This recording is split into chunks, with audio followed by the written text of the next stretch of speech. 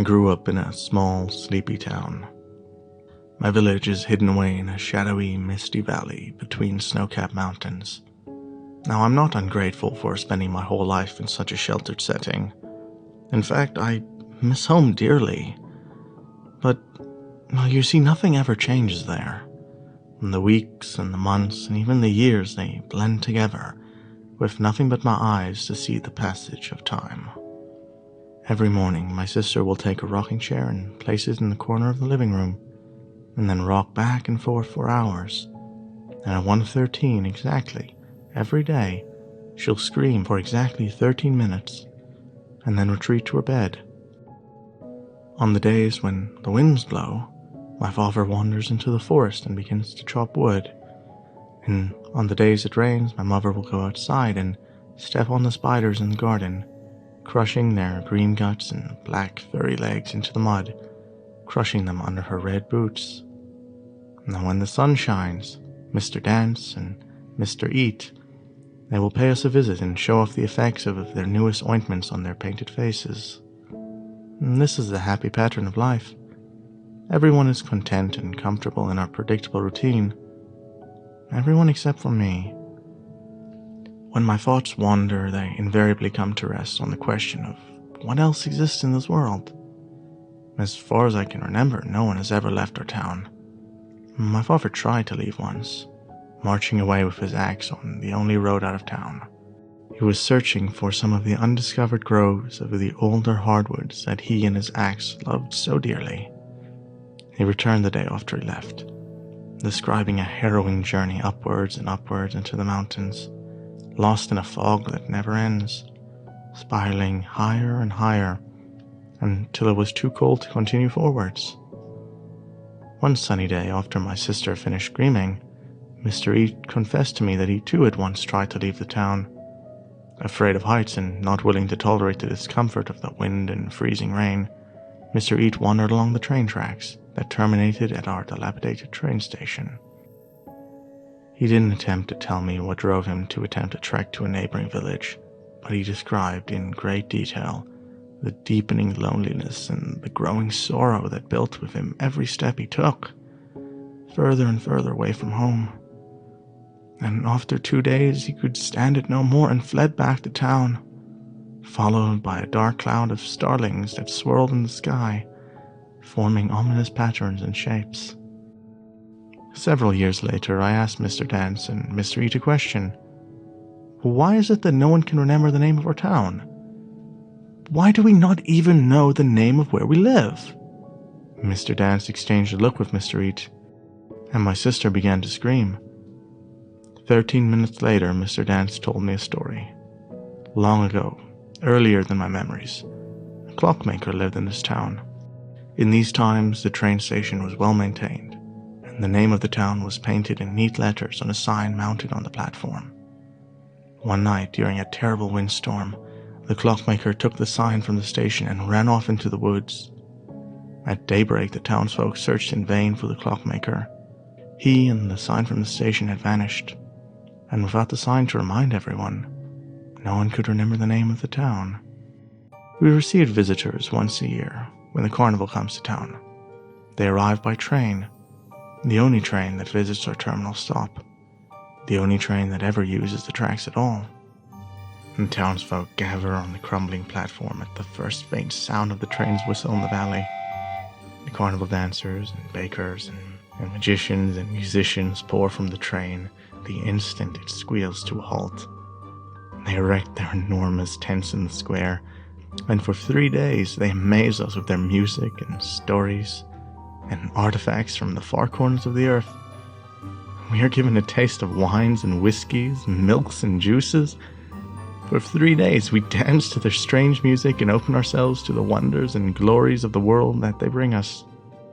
The morning after the 3rd day, when we are too exhausted from our night at the carnival to rise early, we again hear the whistle of the train echoing through the valley.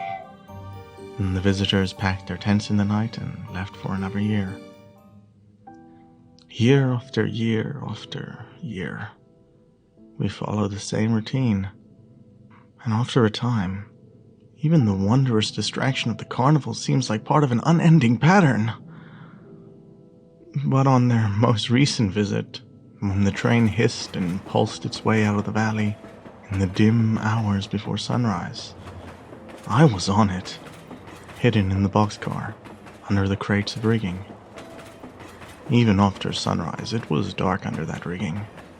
I listened as it clacked and rocked and pushed its way further and further from the only place I had ever known. Now I was fortunate, and I did not experience that growing loneliness and sorrow that Mr. Eat had experienced on his journey down the tracks. Now that's not to say I wasn't filled with emotions. What guarantee did I have that the larger world was a place I would belong? That I would not encounter misfortune and disaster in the wide and mysterious world from which the carnival visited us? We rode for 5.5 hours, 10 hours, 17 hours. The train didn't slow. 29 hours, and the train still pushed me forward, further and further from home. 38 hours, and I finally fell asleep in the dark under that rigging. I awoke in the stillness of a stationary boxcar. The rigging was gone, and the boxcar was empty. It was nighttime, yet a light shone in through the open door of the train car. I exited the boxcar onto a platform. The boxcar had been unhitched from the rest of the carnival's train while I slept, unhitched and emptied of everything it contained, save me. And there were no signs of the rest of the train or the carnival it transported. And the whiff of smoke from the train's engines, which usually lingered for hours after the carnival would leave my town, was absent from the cool night air. A single electric light, something I had only ever heard of and never seen before, and that is best to illuminate the empty platform. Unlike the train station in my nameless town, this station had a name, a neatly painted sign hung on a pole that supported the platform's light. It read, Numbers. The train station named Numbers had no ticket office, no structures on the platform at all, other than the lamppost and the sign. A short flight of steps allowed me to exit the platform. Unlike the station at home, there was no town, no buildings, no roads. The platform sat in a clearing in the forest. Tall pine trees surrounded me, with no roads or pathways inviting me to wander into them. But in the center of the clearing sat a glass booth, illuminated from the inside by another electric light. The word telephone was written in large white letters on its red paint. Another invention I had known about, but had never seen myself. I entered the booth, lifted the handset, and put it on my ears. A woman's voice, so strange to hear a voice of a woman that was not my mother or sister, spoke to me. 7, 3, 5, 1, 9. She pronounced the names of the digits without stopping, seemingly unaware that I was listening. I stood in that booth for a year, listening to the unfamiliar woman tell me the names of numbers. The carnival train raced past the platform but did not stop. I listened to the numbers for another year, and the carnival train appeared again, when this time it squealed and wheezed its way to a stop by the platform. I hung up the telephone and snuck into the boxcar. The clang and jolt of the boxcar being hitched to the train told me that my time in Numbers had come to an end. The anxiety and trepidation that characterized my thoughts on the dark ride to Numbers returned. When we traveled in darkness again, 8 hours, 15 hours, 27 hours, and the pine trees flew past us without end. 35 hours. I fell asleep.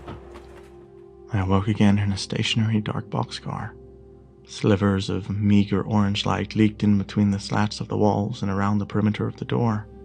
I slid the door open, revealing the brick wall of the tunnel. A dim line of electric lights ran in both directions, disappearing into the gloom.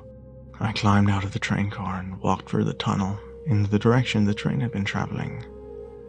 I walked for a day, and then 5 days, and then 9 days, and on the 15th day, I came to a small red door in the tunnel wall.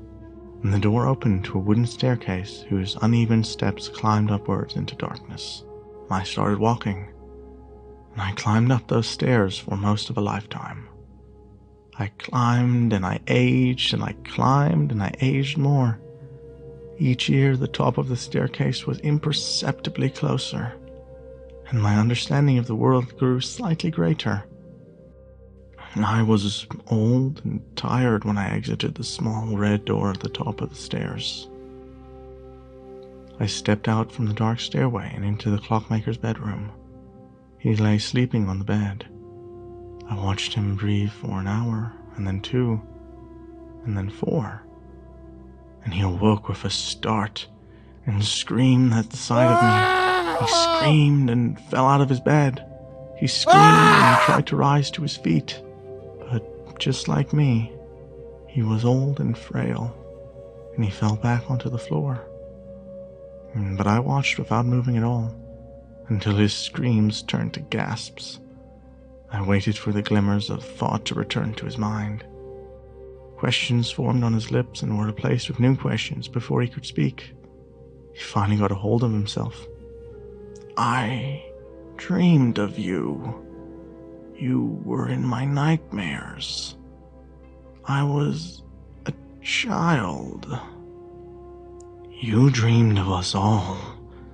My mother, my father, my sister, the spiders, Mr. Dance and Mr. Eat. We were all just wisps of the frantic, frightening dreams of a child. A town of people with clocks for eyes." He approached me cautiously, walking sideways, ready to jump away from me at the slightest stimulus. But I did not move. I allowed him to study my wooden eyes. He saw the hands of the clocks in them ticking away the seconds.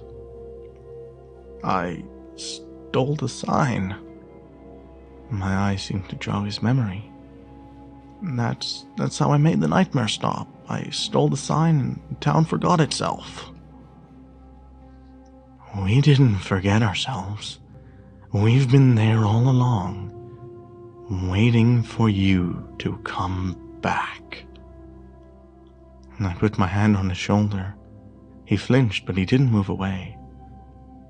"Now, I shall dream of you, and you shall return to the town. You will give its name back and live in my dreams." He tried to run, but it was too late. I took out his eyes and replaced them with my own.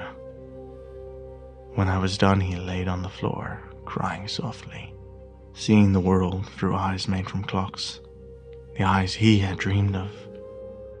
But I put his own eyes where mine had been. Like the clockmaker, I paused to appreciate my new perspective on the world. His human eyes perceived so much less than I was used to.